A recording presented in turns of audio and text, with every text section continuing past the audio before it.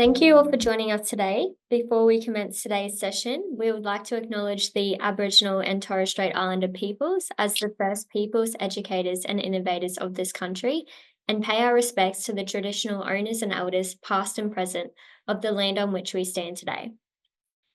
In the spirit of reconciliation, we also acknowledge the valuable contribution that Aboriginal and Torres Strait Islander peoples continue to make to James Cook University and the broader community. Today, we're joined by Ali Fulton, who is currently a consultant at Deloitte in their AI Solutions Studio. Ali has had an exciting professional journey so far, and I'm sure this is just the beginning of an amazing trajectory in her career. Before we dive into today's session, Ali, I'd love for you to share with us your most memorable career moment. Thank you, Portia. That's a good question. I think for me, my most memorable career moment is my work that I did with Deloitte last year as part of Impact Day. Impact Day is a day that everyone at Deloitte gets once per year where you get to volunteer either for like a fun activity, doing something like cleaning up a beach, doing some gardening for a local aged care center, something like that. Or you can also apply some of the skills that you've learned at Deloitte for a charity as well, which is what I did last year. I helped to organize a generative AI sort of hands-on workshop with 3 different charities. None of them had had any experience with any of it before, not even ChatGPT. So it's really cool to sort of take them from that super beginner level to, by the end of the workshop, they had ideas of how they could use it and could already sort of see how it would start to impact their organization. So really cool to actually just make a difference with something that to me was really easy and familiar, but to them was something that was brand new. Yeah, that sounds really cool. That's a really fun initiative. All right, well, I will let you take over, introduce yourself a bit, and kick off your session. Perfect. Let me share my screen. All right. So thank you for coming along, everyone. As Portia said, my name is Ali and I am part of Deloitte. I'm based in Brisbane and I'm in a team called the AI Solutions Studio. And what we do is we essentially make different tools. They can either be for Deloitte or for our clients that all revolve around AI. Ever since ChatGPT was released, it's been a really big focus on generative AI because it's something that we've started to notice is making a really big difference. So today, going to cover a few different things. We'll start with what is generative AI, make sure that we're all on the same page. We'll go into something that Deloitte has called generation AI. We'll go through how we're using generative AI at Deloitte, how we see some of our clients use it. I'll give you a brief bit of a spiel about Deloitte and what it's like to work here, how you might join if you're interested, and then we'll wrap up with some questions. But as we go, feel free to drop any questions into the chat or the Q&A pane, and I'll take those as we go as well. Perfect. So what is generative AI? I thought the easiest way to get this would be to simply get generative AI to define it for me. And I've asked it specifically to give it to me like I'm 5. I want a really simple definition, something that'll get the point across. So here you can see that it's told us that generative AI is sort of like a robot. It's a bit magic. It makes up new things, but it's not really making them up out of nowhere. Generative AI, it sort of learns by looking at previous examples, and it uses that past data to create those new content. Generative AI it's the really big buzz around it. Some people are thinking that it's sort of the next industrial revolution, and it's sort of constantly in the news at the minute. It had its breakthrough moment back in 2022 when OpenAI released ChatGPT, and it sort of surprised everyone with the fact that it sounded so human. It sparked a lot of fear around job loss and things like that. And the news hasn't really gone away since then. There's sort of some positive news and some negative. You might have seen back at the end of last year, someone was able to convince the GPT to give them a free car. Unfortunately, they didn't get that free car, but there's also been some positive stories as well. Formula E, one of those racing competitions, they've been using AI recently to create sort of small form, short form content in different languages to really sort of make a difference to how they're marketing their organization. But how did we get here? Generative AI isn't actually really all that new. What is new is the fact that it is so readily available in different modalities with an attractive and affordable price tag. Maybe get people to pop into the chat. Have you been using ChatGPT already? Things like that? Give it a little minute.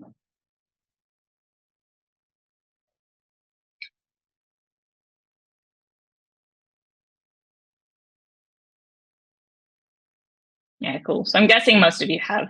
It's definitely a pretty big part of my day-to-day work. So even though it isn't new, it's definitely sort of new to us because previously it would have been sort of restricted to more professional uses, but now it's coming through everywhere. So how does it work behind the scenes?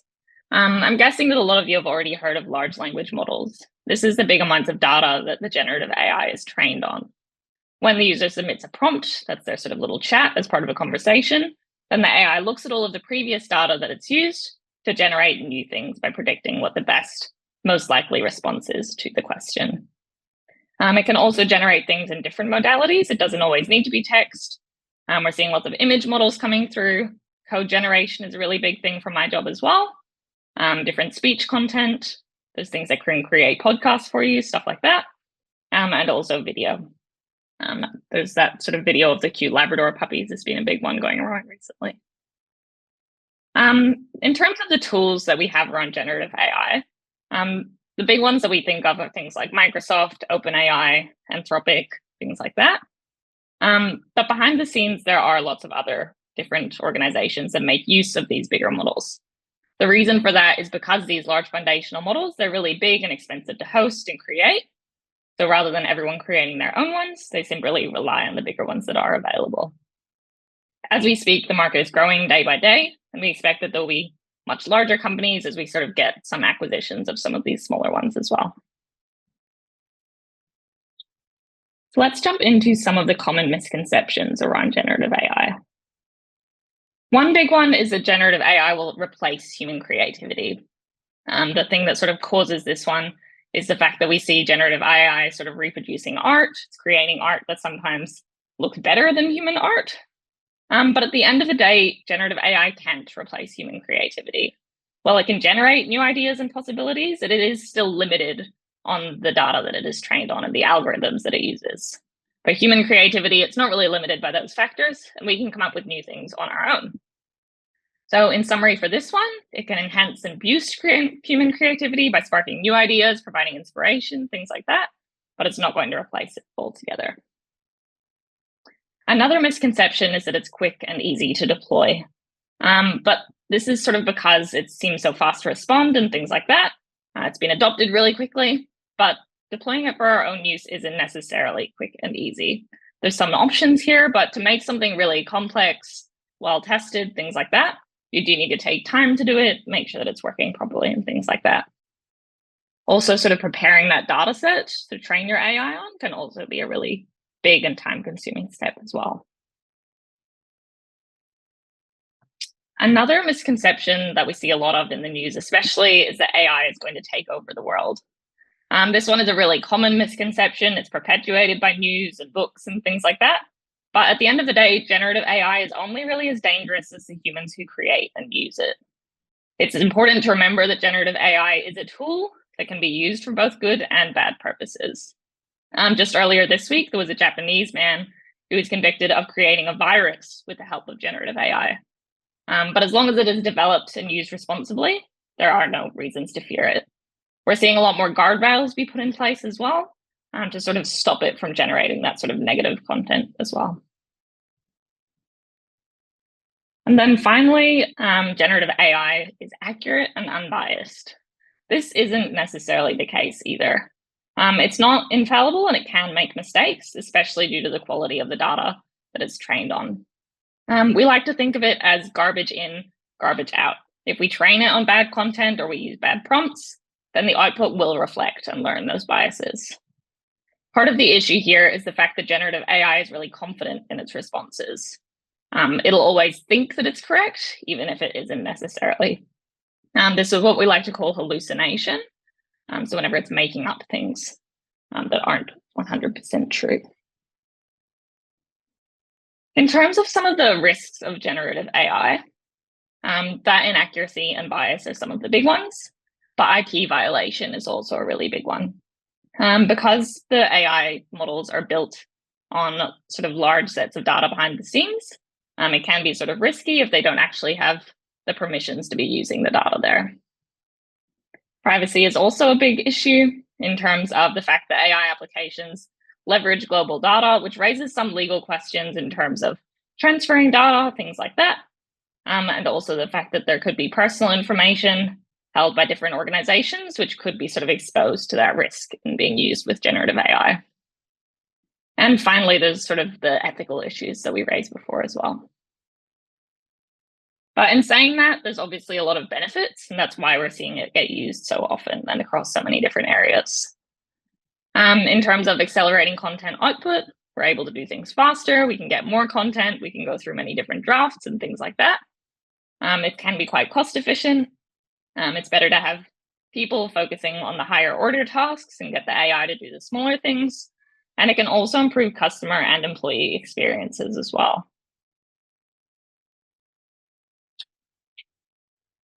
So in summary, to sort of wrap up how we can sort of manage those risks and disadvantages to get the most out of the benefits, say the number one thing here is what we like to call human in the loop. So making sure that we have a human touch across the entirety of the value chain where you're using AI, just to make sure that they're able to validate that the content is correct and things like that. In terms of where generative AI works best, we found that it works best for repetitive, low complexity, and low risk tasks. So things that you're able to validate really well. An example of this in health, a bad example of where you would use generative AI would be to interpret health results and provide diagnoses. This isn't low risk, it involves a lot of skill, and there wouldn't necessarily be enough fact checking in place from a human. But an appropriate way to do it would be to maybe have a health assistant. The test results might get flagged by an AI, but then we can have the human in there to sort of interpret the best course of action. The human makes a decision and mitigates the risk in this scenario. Making sure that you have that sort of truth-checking, fact-checking processes the whole way through is really critical. And then finally, the data set diversity. This isn't always something that you can control when you're using something like ChatGPT, but just making sure that you've done a bit of research to make sure that it's not a super biased data set. Let's jump into generation AI. So generation AI was a term coined by Deloitte back in 2023. And it sort of is used to describe the group of young individuals who have grown up with AI technologies. I'm guessing that's a lot of the people in this call were used to things like Siri, you might have used an Amazon Alexa. And in terms of those recommendation algorithms, that would be things like being recommended a TV show on Netflix, stuff that we're really, really familiar with. We can be described as digitally fluent, digital natives, and we're really adept at using these AI technologies. So Deloitte was able to come up with this generation AI whenever they did a report back in 2023. They surveyed about 2,500 people, and 500 of which were university students. Amongst these students, they found that students weren't using generative AI necessarily to do their assignments for them. They were more so using it as a tutor, a co-pilot, a study partner, someone that was really there to help them whenever they got stuck. And they find that a large proportion of students, that 68% there, thought the generative AI was really helping them to understand new information.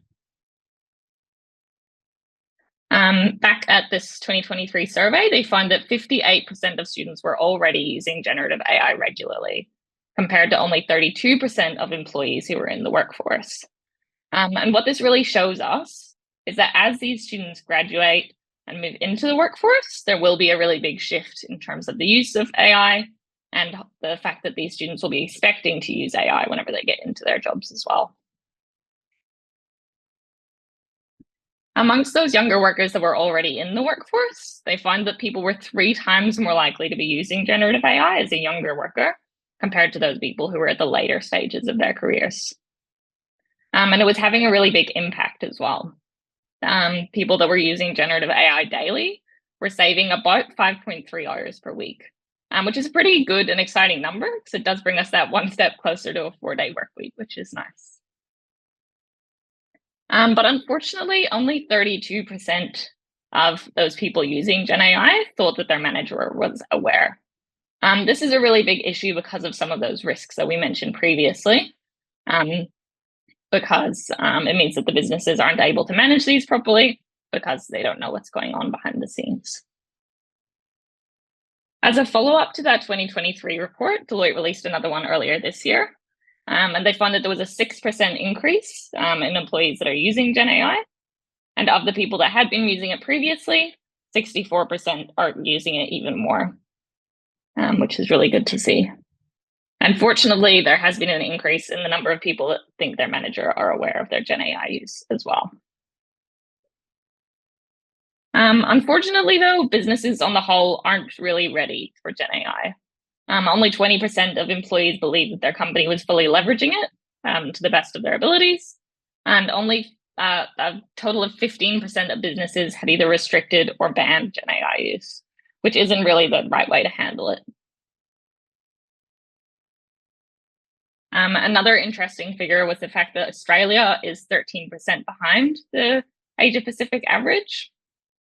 This is quite a big risk for the Australian market because we're sort of already competing on cost with some of the international suppliers. And the fact that these other countries are using GenAI more means that they might be able to lower their costs and get ahead of us even more as well. So to combat the fact that generative AI isn't being used enough, Deloitte came up with these sort of 7 no-regret moves that they think that all companies should start looking into. So the first one is all about exploring how generation AI can help to disrupt their organization. They recommend the company should recognize that their new employees might be a bit more tech savvy and prepare for the fact that they're expecting to use GenAI in their roles. This could look like preparing new tools for them to use and things like that. The second no regret move is to embed AI fluency. AI fluency is all around being comfortable with GenAI, AI in general, knowing what it means, the risks and benefits associated with it, and things like that. In terms of the going beyond, they don't just want people to be aware of it, but they want to be promoting leadership and visible sponsorship of AI to help people to experiment, to learn, and iterate, and things like that. It should be the whole way from your most junior level colleagues to the C-suite level roles as well. This one is about overcoming concerns with guidelines. So rather than just outright banning GenAI or restricting it, have some clear guidelines around what to do. One thing that this looks like at Deloitte is if you ever go to a website like ChatGPT, you won't be blocked from using it, but a little pop-up will appear saying that you can't upload client data, things like that. This one is really all about being transparent, building trust, managing expectations, rather than just pushing it under the rug and not letting people use it. Number 4 is all about experimenting in a structured way. It's really important to systemize the way that you're going to experiment by setting up set ways to do it. At Deloitte, what we've done is we've launched up a service delivery transformation team, and their sort of role is to innovate about different ways that we can do our work differently and sort of create proof of concepts and test those with the rest of Deloitte. As you experiment and scale, it's really important to keep humans in the loop, make sure that you're validating in every step, verify the outputs, and make sure that you're managing those biases whatever ways you can as well. Once you do that experimentation, it's really important to actually focus on the use case that drive value. I've had a bit of play around with the Adobe Firefly image generation and things like that. But at the end of the day, that's not going to help Deloitte make much money. It's important to focus on the sort of high value tasks that are the ones that you can validate most and things like that. They should always align with the business strategy and make sure that you're doing things for a set purpose. In terms of this one, it's really important to not just go at things all by yourself. It's important to sort of leverage those external partners, find companies that are doing similar things to you and make sure that you learn from each other. For small businesses, it's not necessarily doing things like employing a company like Deloitte, but it could be doing different training courses and things like that to make sure that you're not just going at it by yourself. And then finally, it's best to just start today. At the end of the day, we don't think generative AI is going to go away soon. So it's better to start sooner and start reaping those rewards earlier as well. It's useful to allocate the budget towards that, start doing multi-year transformation projects rather than sort of pushing it as long as you can. Any questions so far? Let me have a look. I can see the Q&A, so we'll just keep going at the end and then I'll pop it back up. I'll jump into how we're using GenAI at Deloitte. Cool. So earlier this year, Deloitte launched its internal generative AI tool called My Assist. On the surface, it sort of looks like ChatGPT. It's got that chat interface, but we've also deployed some specific apps inside it that have a bit more sort of buttons and you're following a process, that sort of thing. Compared to ChatGPT, My Assist is a bit more secure. We're allowed to upload client documents to it and things like that. And it sort of helps to improve productivity and things like that at Deloitte. If you're interested to learn more, you can scan this QR code and have a look at one of the articles we released earlier this year. So this one currently has 13,000 users on it across Deloitte. And we find that there's lots of people using it every day, things like that, for lots of different use cases. In terms of some of the existing productivity apps, I've just put a few of them up on the screen here. We have a user story creator. That one's all about sort of defining requirements for your projects, thinking about how people will use your app or tools or things like that. We have a spreadsheet assistant where you can upload a spreadsheet, ask it to generate extra columns, summarize columns, all that sort of data analysis side of things. A meeting summarizer. This one is also super popular. Some of the projects at Deloitte are really big, and sometimes people won't always be able to attend all of the different meetings that they need to go to. This one is really useful for being able to send people a sort of consistent snapshot of the meetings that has the discussion items that they might have listed, as well as any action items that they need to do as well. The process map generator is one where you can give it sort of a short summary of a process that you'd like to understand better. It'll turn that summary into a set of steps, which you can validate, and then hit another button to see it as a flowchart or diagram or something like that, which is a bit more user-friendly. And then finally, we also have an interview synthesis app. A lot of projects at Deloitte, you perform a lot of interviews with people to understand how they're currently doing their role, things like that. This one helps to sort of take all of those interviews. They could be up to like an hour long, just a really long transcript. And it groups them into actionable insights, getting things like the pain points, the high points that people are experiencing, and sort of categorizes those into different opportunities that you might want to explore as well.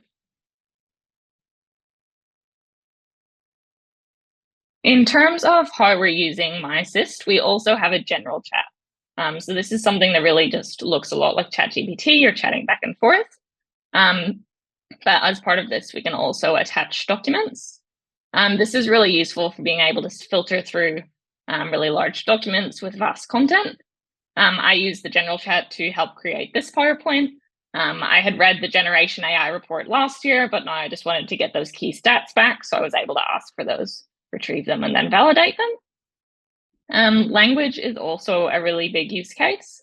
Lots of people like to use My Assist for proofreading content, changing the tone of voice to make sure that it suits the Deloitte brand, suits the different scenarios that they're writing for, if it needs to be more sensitive, things like that. Lots of people also don't have English as their first language, so they find it really useful to be able to make sure that they're on point with their tone and things like that before they send off an email. And then finally, learning and support. I've used it a lot to sort of go, I'm having issues with this new coding language. I don't understand what this means, that sort of thing. So it's a really good port of call for those sort of buddy questions that you just want to get nice, quick, and easy answers to. We also have some use case specific chatbots, things like a expense FAQs app where you can go and ask about how to do your expenses and things like that that help to save a bit of time. Beyond My Assist, we also use some other tools as well. Microsoft Copilot is integrated into things like Word, Outlook, Teams, which makes it really easy to integrate into your day-to-day role already. GitHub Copilot is a useful one for coding. It really helps to increase the speed at which you're coding because it can help to finish off your code for you. You can chat with it if you don't understand the suggestions it's giving you. And it's also really good for documenting your code, adding comments and things like that to make it more readable so that other people can understand it. We also have new things coming up every day. We have a Chief Financial Officer GPT where you can chat to it and ask questions about a company's financial statistics, and then also a past projects website, which now has a chatbot where you can go in and ask it to tell you about different generative AI projects or mining projects or things like that. So that one's really useful to sort of save time having to apply different filters yourself. Instead, just speak in natural language, the sort of things that you're after. We'll go into a few different case studies of actual clients that we've worked with at Deloitte. So this one was with an oil and gas client. They regularly collect customer happiness feedback from their different clients. They've put them into dashboards, which are normally really good for sort of numeric data, things like that. But they were finding that all of their free text feedback was going to waste because they didn't have the time and capacity to look over those 10,000 pieces of free text feedback. This meant that they were really missing out on the customer insights that they could have been getting if they were able to analyze these. So to solve this, Deloitte created a web-based chat interface, again, just like ChatGPT, what we're familiar with, empowering the client's marketing team to actually interact with those on an easier level. This meant not only were they able to apply that customer feedback and improve the customer experience, but it's also a better experience for the employees. It means that they're not necessarily having to read through feedback and things like that, and instead they can get down to the nitty-gritty of what they actually want to be doing. Another one that the team in Brisbane actually worked on was for an energy client. They deployed a version of My Assist to the energy client and made one of those custom productivity apps for them. It uses retrieval augmented generation. That's just a fancy way of saying like a document mode to automate the creation of instructions for their maintenance team. They were able to get these into a standard format that people are familiar with. And fortunately, it was able to save them a lot of time in terms of the creation of these reports, down from 1 week to 2 days. A way that we can keep the human in the loop in this sort of situation would be to have them validating it. So at the end, they're not writing the whole thing, they're just reading through it and going, yep, that all makes sense. Another similar one is for a public sector client. They regularly have to do business cases to get funding for the different projects that they want to do. These are often quite repetitive, they follow a similar format. So it's a really good application of generative AI here. The users are able to upload relevant information about the different cases that they're going for and that sort of thing, and also apply best practice guidelines to make sure that they have the best shot at getting their grant. And this final one isn't a Deloitte case study, but it is one of the ones that I shared with the charities last year at that Impact Day event. I think it's just a really good example of something simple but impactful. So Just Giving is a fundraising page platform where you can create a fundraiser for your fun run or something like that. And they find that a lot of people were not writing a story for their page. People use the default story because they don't have time or confidence to write a story that suits them. So what they've done is they've simply added a few buttons to tailor the story to the way that they want it to sound. And what was really cool is that they're getting actually more fundraising pages created and that these pages are actually getting donations more often, which is really good to see. Cool. So I'll take you through a bit about Deloitte and what it's like to work here. So Deloitte has over 13,000 employees in Australia, so it's a pretty big company, and 400,000 globally. It's quite a good mobility company. If you're interested in working overseas, that's something that can be arranged as well. In Australia, we do have 10 locations, and it's growing every year as well. There's a lot of different service lines. I'm part of consulting, but there's also audit, which does a lot of accounting things, financial advisory, risk advisory, tax, and legal. And you get to work across a wide variety of industries. In Brisbane at the minute, there's a lot of transport, healthcare, and the Olympics, which is really cool to see as well. If you've heard of Deloitte, you've probably heard of a few different myths about what it's like to work here. As part of the data and AI team, one big misconception that we see a lot is that people need to know how to code to join the data and AI team, but this is definitely not the case. We do both technical and strategic work. If you don't want to touch any code, you don't have to. You can focus purely on the strategy of making data and AI changes for a company. There's also a lot of room to grow and learn. So if you are interested in starting in one area but shifting across to another, that's definitely possible. Another thing that we hear a lot is people are really afraid of coming to Deloitte because they'll have to do a lot of overtime. But I'd say it sort of varies by team. But at Deloitte, data and AI in Brisbane, most people are just doing that 8:30 to 5 standard hours. But what is really cool is that Deloitte is quite flexible. If you prefer to start early and finish early, you can do that. You can condense your hours and take a half day on a Friday, things like that, whatever you'd like. And finally, another one is that companies like Deloitte are too big to move quickly. They're not going to keep up with smaller startups and things like that. But in my personal experience, I've found that Deloitte can be really innovative. And when it comes to things like generative AI, we like to move quickly and keep up with the changes that are happening there. In terms of what we look for, I pulled this straight from the sort of training guide for our interviewers. So this one is definitely a good one to screenshot. A big thing is that you have a desire to learn. We sort of recognize that people don't know everything whenever they come. People come from all degrees, so they have all different sorts of experiences. What we really look for is just someone who is keen to learn, and you can demonstrate this. Another one is that you're a good communicator. We like to look for people that can communicate both in written and spoken ways, because some of the work that we can do is quite complex. So it's really important that you can communicate well and make sure that you can get your point across the line. It's also really important to us that you can see the bigger picture. We want people that have an interest not only in the technical side of things, but also in the business side, and they can see how these things work together to create a positive impact. And finally, to be able to approve all of this. Sometimes we do have people that have all of these skills, but whenever it comes to their interview, they're just not ready and they don't know how to communicate that. The STAR interview format is a really useful one, definitely one to Google later, because it really helps your interviewer to be able to follow your stories and understand what you were doing. It's also really useful to be able to attend events like this, participate in case competitions, things like that, so that you have sort of a base of information that you can rely on whenever you come for an interview. But at the end of the day, why might you be interested in working at Deloitte? One really big thing is learning and development. At Deloitte, you have opportunities to learn at smaller events, but then also more structured opportunities as well.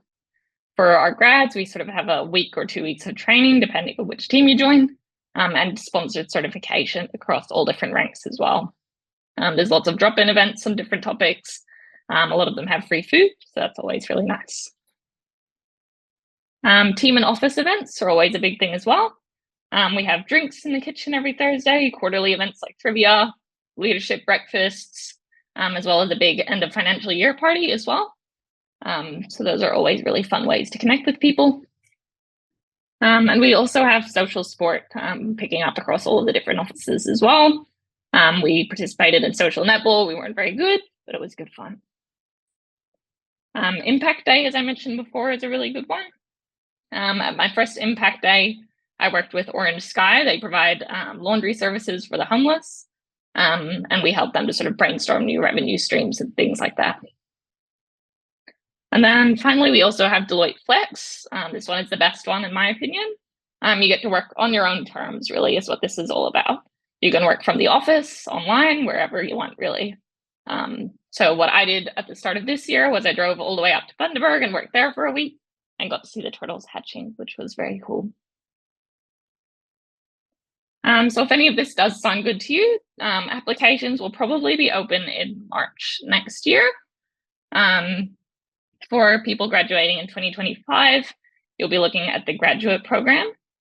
2026 will be a summer internship, or what we call a vacationer program. This was how I started at Deloitte. This one is typically either a 4 to 8 week internship, depending on the team, and it is a paid one, which is good.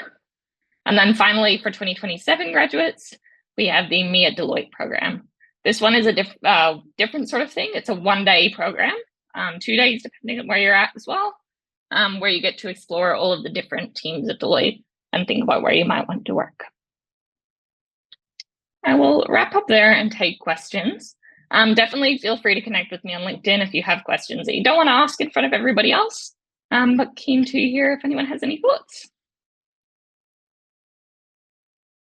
I might kick off with a few questions first for you, Ellie. So how do you see generative AI changing the day-to-day tasks of entry-level employees across various industries? Yeah, that's a good question. So I think in terms of entry-level roles, one of the hardest things is being able to sort of find your footing and get started in a company. And we've seen generative AI make a pretty big difference here already because it makes knowledge just so readily available. Things like onboarding, in our case, the expenses app means that you don't necessarily have to ask someone, you don't have to filter through hundreds of policy documents, and you just get your answer really quickly. It's really good just for new and unfamiliar situations. If you don't feel comfortable asking someone a question, you can just go straight to the AI and it's ready for you. Yeah. So those sort of administrative learning things, probably the biggest thing I see a difference in. Yeah, cool. Yeah, it definitely sounds like with all the AI tools coming up that everything's going to be a lot more efficient, especially for newer employees who are just entering the workforce. So yeah, that's awesome for them. What are some examples? I guess you kind of touched on this already, but maybe examples of how GenAI has improved productivity at Deloitte, but also what can other companies learn from those experiences? So I guess with the My Assist, what do you think other companies might be able to take away? Do you think other companies should look at implementing something similar as well? Yeah, definitely. That's a good question. For the implementation of GenAI at Deloitte, I think the two different ways that we're doing it are sort of driving really broad, useful for everyone solutions, and then also some super niche targeted ones that might only help 5 people. But we find that both are actually really useful. The generic things like general chat, everyone saves time with in whatever way that they want. But those more niche ones can really help with some of the more complex projects and things like that. We do have a team that do like Oracle technology implementation. And some things might take them weeks, but by helping them to create an app, we were able to get that done to only a matter of days. So really big time and effort savers there. Yeah, it's super exciting to see. So yeah, I think the biggest learning there is to sort of just think about the generic things that you can do first, but then also make sure that you're targeting some of those big win spots as well. Yeah, cool. And for our students who are, I guess, either just starting to study, sorry, or even in their last year looking to enter the workforce soon, what skills do you think that they should be focusing on developing now in order to thrive in a workplace that's increasingly being influenced by Gen AI, sorry? I think the biggest one I've noticed is communication. I think at the end of the day, being able to communicate face to face with someone at the office is going to be really important. Now that sort of technology can do so much of the things, I think that'll be the spot where you really notice the difference between all of the different people that you're working with. But I guess in terms of a practical sense, prompt engineering, in terms of being able to, how do you speak to the AI in a way that understands you, is also going to be really big. At Deloitte, we like to say that AI won't replace you, but someone who knows how to use it, they will. So being able to make sure that you're confident, you understand the best way to use AI is really useful. Yeah. Cool. I just think at the end of the day, nothing really beats communication, does it? As long as you have strong communication skills, you can definitely get very far. All right. Well, I can see we have one other question, someone asking if they can get a copy of the slides. I'm sure you might be able to share them with us. Yeah, I'll send those through. Yep, cool. And we can send them out to all of our registered attendees. Does anyone else in the audience have any questions before Ali goes? That's all good.